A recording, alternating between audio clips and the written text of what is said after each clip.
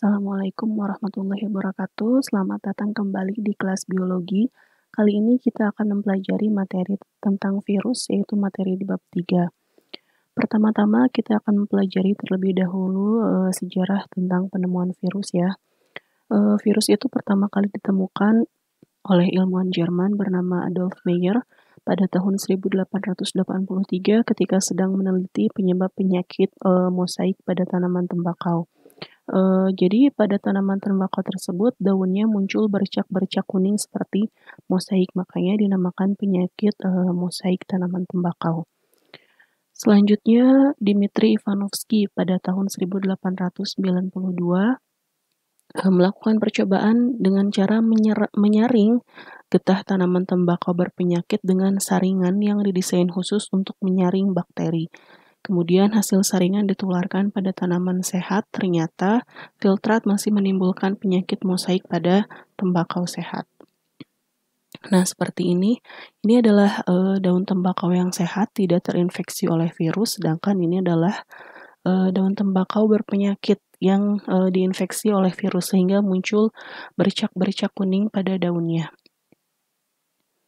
Ini merupakan eksperimen Adolf Meyer ketika tanaman tembakaunya berpenyakit, kemudian dia membuat ekstrak daun tembakau tadi dengan cara dihaluskan, kemudian disemprotkan kepada daun tembakau yang sehat. Ternyata tembakau yang sehat tadi langsung menjadi sakit, yaitu muncul bercak-bercak pada daunnya.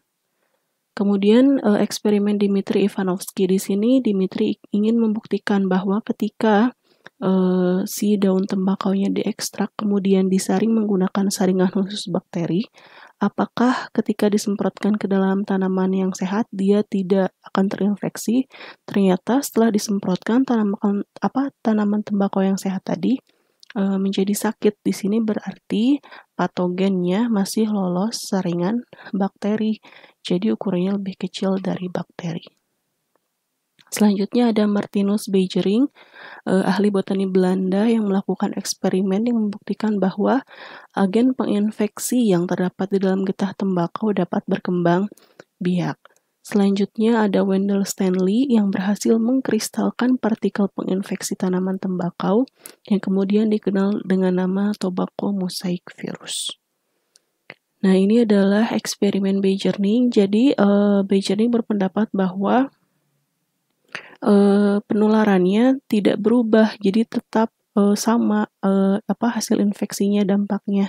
Jadi dapat disimpulkan bahwa si patogen itu mampu berkembang biak atau bereproduksi. Selanjutnya adalah ciri-ciri tubuh virus. Di sini yang pertama ada ukuran tubuh virus. Tubuh virus itu ukurannya berkisar antara 20 sampai 300 nanometer dengan diameter kurang lebih 20 nanometer. Sedangkan bentuk virus itu sendiri ada yang berbentuk batang, bulat, oval, ada yang berbentuk filamen atau benang, polihedral dan berbentuk seperti huruf T. Nah, di sini contohnya ada ya yang berbentuk batang, ada tobacco mosaic virus, yang berbentuk bulat ada virus HIV, yang berbentuk oval ada rhabdovirus, yang berbentuk filamen ada virus Ebola, yang berbentuk polihedral ada adenovirus dan papavirus. Sedangkan yang berbentuk huruf T ada bakteriofag yang menyerang E. coli. Nah, ini adalah macam-macam bentuk virus. Yang menentukan bentuk virus itu sendiri adalah kapsid atau selubung protein pada bagian kepala virus. Struktur tubuh virus secara garis besar itu dibagi menjadi 3. Ada bagian kepala, ada bagian leher, dan juga ada bagian ekor. Di sini adalah contoh virus yang berbentuk seperti huruf T atau bakteriofag di sini ya. Dia itu bagian kepalanya strukturnya namanya kapsid atau selubung protein yang melindungi materi genetik yang ada di dalamnya. Di sini materi genetik yang dimiliki oleh virus hanya satu saja, bisa berupa DNA saja atau RNA saja. Kemudian ada bagian leher, di sini ada selubung ekor, ada serabut ekor, ada lempeng dasar, dan juga ada jarum penusuk untuk menginjeksikan DNA atau materi genetik melalui ekornya ke sel bakteri. Nah, ini adalah bentuk-bentuk virus, bentuk-bentuk kapsidnya ya. Nah, struktur tubuh virus itu berbeda dengan sel organisme hidup atau disebut juga dengan aseluler karena tidak memiliki dinding sel, membran sel, sitoplasma, inti sel, dan organel lainnya. Selain ukuran tubuhnya yang sangat kecil, virus memiliki sifat benda mati karena terdiri atas partikel yang dapat dikristalkan. Partikel lengkap virus disebut dengan virion. Selanjutnya, virus hanya akan menunjukkan sifat-sifat makhluk hidup jika berada di dalam sel makhluk hidup. Jadi, dia mampu hidup dan mampu bereproduksi ketika ada sel inang, atau dia hidup sebagai parasit obligat. Di sini, virus bakteriofag yang berbentuk huruf T memiliki bagian-bagian tubuh yaitu kepala, leher, dan ekor seperti yang disebutkan tadi.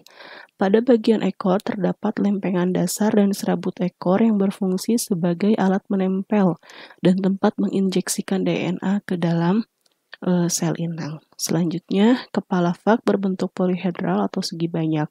Pada bagian kepala hingga ekor terdapat kapsid dan selubung ekor serta asam nukleat. Ini struktur kapsid kurang lebih seperti ini, selubung protein di dalam kepala virus. Tuh strukturnya bisa dilihat dengan jelas di sini secara garis besar dibagi menjadi 3 bagian, ada kepala, ada leher, dan juga ada ekor. Nah, ini adalah struktur kapsid di sini. Ada DNA, nah struktur proteinnya yang kecil-kecil ini disebut dengan kapsomer, secara keseluruhan disebut dengan kapsid. Nah, ini adalah berbagai jenis atau berbagai bentuk kapsid virus yang menentukan bentuk virus itu sendiri. Selanjutnya adalah asam nukleat. Di sini virus hanya mengandung satu jenis asam nukleat saja, yaitu DNA atau RNA. DNA atau RNA pada virus merupakan penyusun genom atau kumpulan gen yang berfungsi sebagai informasi genetik pada saat replikasi atau penggandaan. Nah, kita lanjut kepada cara hidup virus. Seperti yang disebutkan tadi bahwa virus itu bersifat parasit intraseluler obligat. Artinya, hanya dapat hidup di dalam sel hidup organisme tertentu yang cocok. Bila sel hidup yang ditumpanginya mati, virus pun akan mati. Sel hidup yang ditumpanginya disebut sebagai sel inang. Nah, di sini sel inangnya sendiri dia ada yang unisel dan juga ada yang multisel. Misal kalau unisel dia menyerang bakteri. Kalau multisel bisa menyerang tanaman, menyerang tumbuhan, menyerang hewan, atau menyerang manusia. Di sini kisaran inangnya banyak ya, ada yang aves, manusia, bakteriofag, dan sel eukariot lainnya. Kita lanjut di sini, cara penularannya atau cara hidupnya bisa melalui penularan secara langsung, yaitu melalui udara, darah, air, dan lendir. Sedangkan secara tidak langsungnya yaitu melalui vektor atau perantara. Contohnya flavivirus, yaitu virus yang menyerang manusia melalui perantara nyamuk. Di sini reproduksi virus. Virus berkembang biak dengan cara replikasi atau perbanyakan di dalam sel inang. Energi dan bahan untuk sintesis protein virus berasal dari sel inang itu sendiri. Kemudian asam nukleat virus membawa informasi genetik untuk menyandikan semua makromolekul pembentuk virus di dalam sel inang, sehingga virus baru yang terbentuk memiliki sifat yang sama dengan virus induk. Ciri yang menunjukkan virus dapat bereproduksi adalah jika berinteraksi dengan sel inang, virion akan pecah dan terbentuk partikel-partikel turunan virus. Kemudian keberhasilan virus dalam bereproduksi bergantung pada jenis virus dan kondisi kesehatan sel inang itu sendiri. Di sini tahapan dari reproduksi virus itu ada dua, ada siklus litik dan juga siklus lisogenik.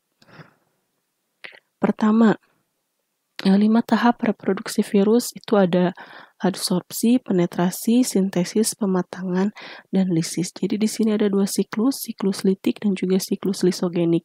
Kalau siklus litik itu dia dapat menyerang atau menghancurkan sel bakteri itu sendiri, sedangkan siklus lisogenik dia tidak menghancurkan sel bakteri. Bedanya apa? Kita akan lihat melalui gambar ini. Di sini kita bahas yang siklus litik dulu. Pada poin pertama, virus yang menyerang sel bakteri disebut dengan bakteriofag. Nah, di sini virus mulai menempelkan tubuhnya ke dalam dinding sel bakteri melalui serabut ekornya. Di sini disebut dengan tahapan adsorpsi, bukan absorpsi ya, tapi adsorpsi atau penempelan. Setelah itu, virus yang telah menempel di bagian dinding sel bakteri ini, dia akan menginjeksikan materi genetiknya yang ada di bagian kapsid ke dalam sel bakteri. Setelah dia menginjeksikan seluruh materi genetiknya ke dalam sel bakteri, kemudian DNA dari virus ini dia akan melemahkan DNA bakteri yang tadinya seperti ini menjadi hancur atau menjadi lemah, dihidrolisis dan dikendalikan oleh DNA bakteri. Nah, di sini tadi disebut dengan tahap adsorpsi, di sini disebut dengan tahap penetrasi atau injeksi, dan di sini disebut dengan tahap sintesis ya. Maaf, bukan sintesis, tapi ya penghancuran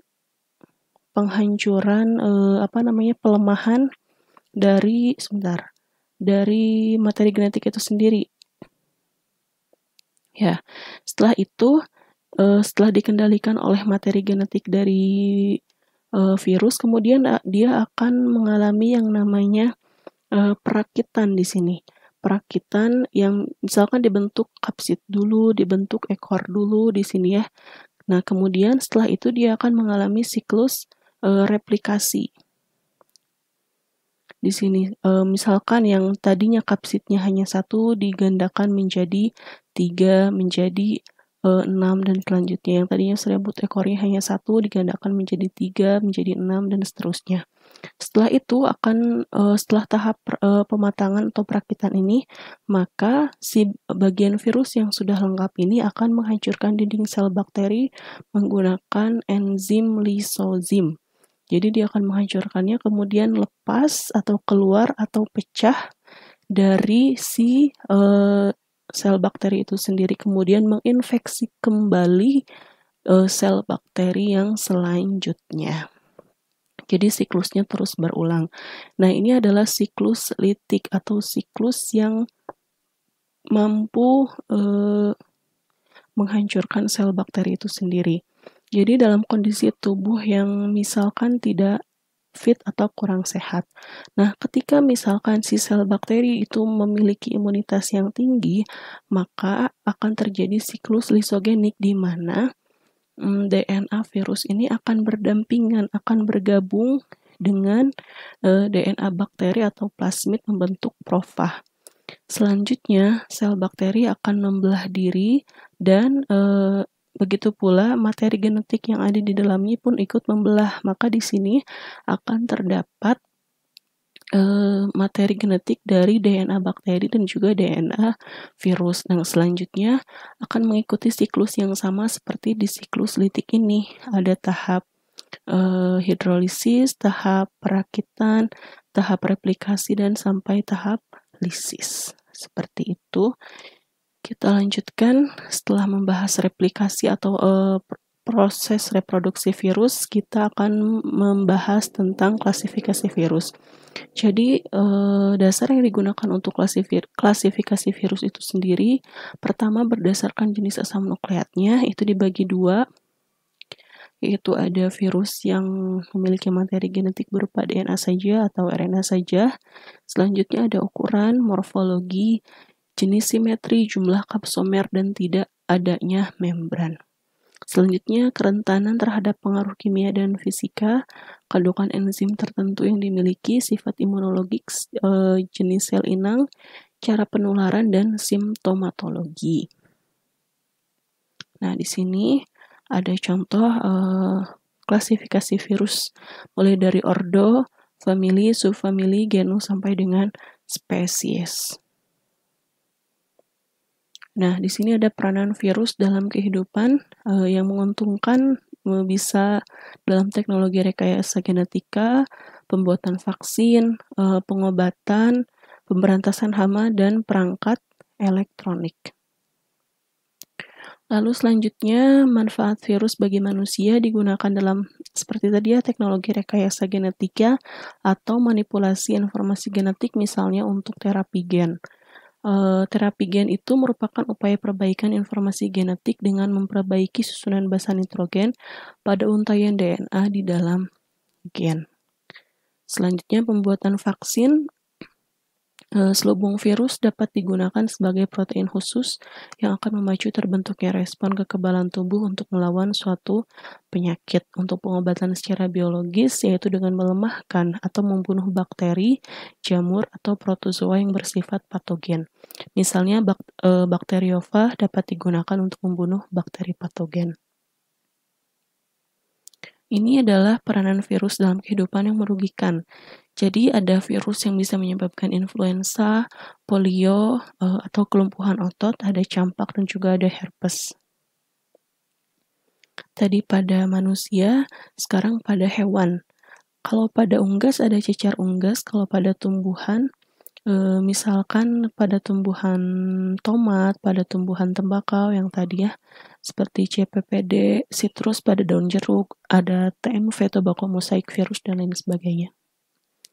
Nah, di sini adalah peranan virus yang merugikan. Beberapa penyakit pada manusia yang disebabkan oleh virus adalah pertama gondongan yang disebabkan oleh paramyxovirus. Gondongan ini adalah pembengkakan dan rasa nyeri akan lebih terasa ketika menelan makanan yang bersifat asam. Lalu ada virus herpes yang disebabkan oleh virus herpes simplex, ada HSV1 dan juga HSV2. Lalu ada cacar variola yang disebabkan oleh smallpox virus atau virus variola. Ada cacar air varicella dan herpes zoster yang disebabkan oleh virus varicella itu sendiri. Lalu ada influenza yang disebabkan oleh orthomyxovirus. Nah, ini penyakit pernafasan yang sering kita alami ya. Lalu ada campak yang disebabkan oleh morbillivirus. Ada AIDS atau ini merupakan penyakit hilangnya sistem kekebalan tubuh yang disebabkan oleh virus HIV yang menyerang limfosit TCD4. Ini penularannya dapat terjadi melalui hubungan seksual dengan penderita AIDS, penggunaan jarum suntik bekas oleh pengguna narkoba, transfusi darah yang tercemar HIV, dan ibu positif HIV yang menularkan kepada bayi yang dikandungnya. Jadi penyakit AIDS disebabkan oleh virus HIV. Lalu ada polymyelitis, yaitu penyakit infeksi virus yang menyerang susunan saraf pusat yang disebabkan oleh poliovirus yang ditularkan melalui makanan yang tercemar oleh feses penderita. Lalu ada chikungunya yang disebabkan oleh virus chikungunya yang ditularkan melalui nyamuk Aedes aegypti. Lalu ada Ebola. Ebola ini merupakan penyakit mematikan yang ditularkan ke manusia melalui babi yang terinfeksi. Virus ini menyerang sel darah putih makrofag, jaringan fibroblast, kemudian menyebar ke organ-organ tubuh sehingga dapat menyebabkan pendarahan dan kematian pada penderitanya.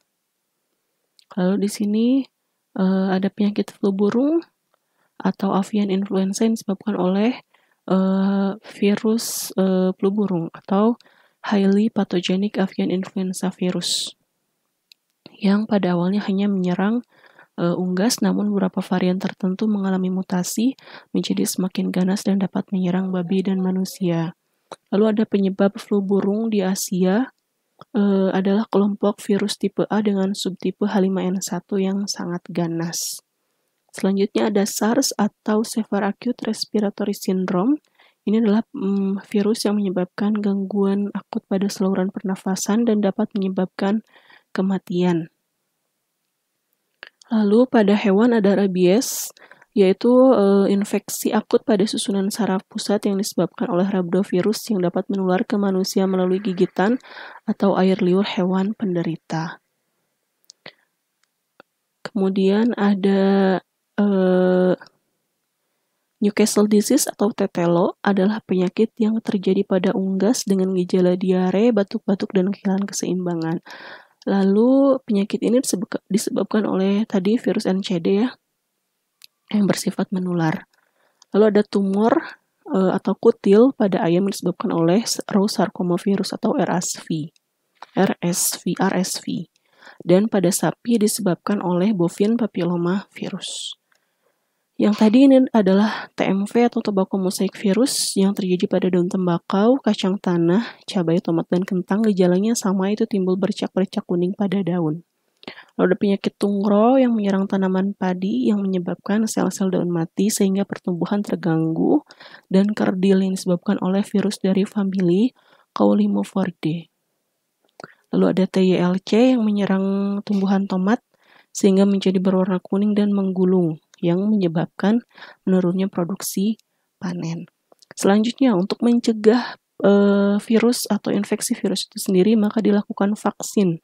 Vaksin virus merupakan formula yang terbuat dari bagian tubuh virus, yaitu bisa virus mati atau virus hidup, yang diinjeksikan ke dalam tubuh manusia guna memperoleh suatu sistem imunitas alamiah.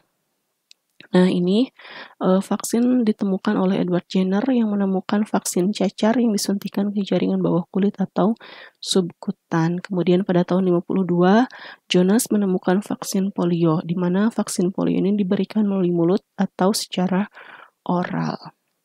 Nah, untuk vaksin virus itu sendiri dibedakan menjadi dua macam, yaitu vaksin virus mati dan vaksin virus hidup.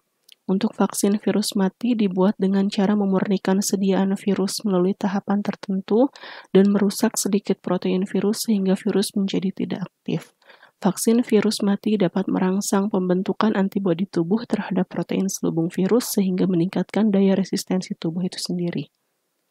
Ini ya untuk penyakit, sumber vaksin, kondisi virus, dan cara pemberiannya bisa dilihat pada tabel. Kemudian pencegahan dan pengobatan infeksi virus. Nah, ada beberapa kelemahan penggunaan vaksin virus mati, yaitu pertama, diperlukan ketelitian yang tinggi pada saat pembuatan vaksin untuk memastikan bahwa tidak ada virus yang virulen. Terus, respon sel terhadap vaksin biasanya lemah. Imunitas yang diperoleh hanya bersifat sementara sehingga perlu dilakukan injeksi berulang kali. Yang keempat adalah dapat merangsang hipersensitivitas pada infeksi berikutnya, yaitu menyebabkan terjadinya resistensi virus. Jadi virusnya akan menjadi lebih kuat sehingga dosis vaksin harus terus ditingkatkan. Nah, vaksin virus hidup dibuat dari virus mutan yang mengalami antigen hampir sama dengan virus liar tetapi memiliki kemampuan patogen yang sangat lemah.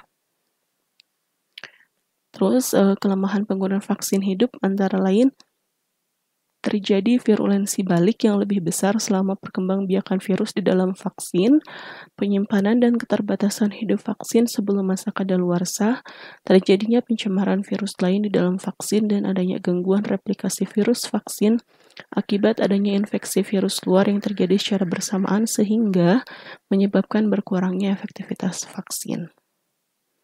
Nah, ini adalah pencegahan dan pengobatan infeksi virus. Yang pertama, ada interferon. Interferon itu adalah suatu protein yang dihasilkan oleh hewan atau sel biakan sebagai respon terhadap infeksi virus atau penginduksi lain dan berfungsi menghambat replikasi virus dalam suatu sel.